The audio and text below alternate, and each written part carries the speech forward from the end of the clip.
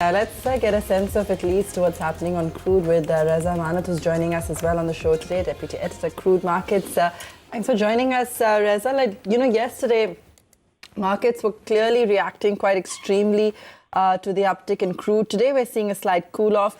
There seems to be a little uncertainty as to whether or not we will actually see those prices now ease off, or whether we should still be aware of any geopolitical risks, eyeing them, that the situation could potentially still be volatile. How would you assess it?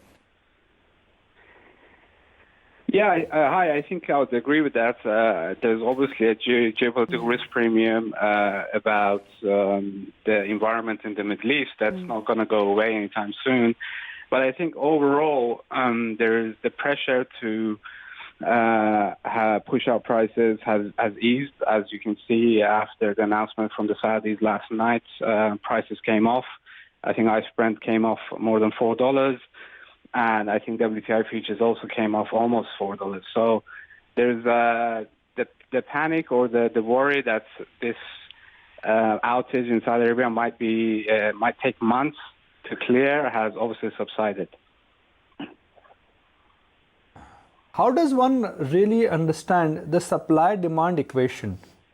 Do you think on the supply front there is going to be a disruption? The disruption this time around could be permanent? You mean when it pertains to Saudi Arabia, or you're talking more generally? I'm talking about generally, because if crude prices they go to $60, $65, that clearly will have impact on the demand, right? Ultimately, it's the consumer which decides the price. Well, I think most sort of consumers and producers are quite comfortable with the prices in 60s. I don't think you'll see any demand destruction at those levels. But if you get towards 80s, I think that's probably more of a case you can make.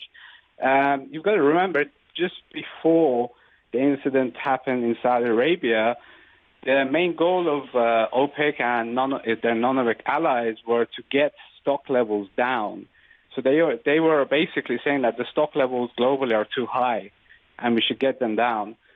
So obviously, once we had the outage in Saudi Arabia, one of the things that stopped prices from probably getting towards $80 a barrel was the fact that we had global stock levels that were higher than the 5-year average.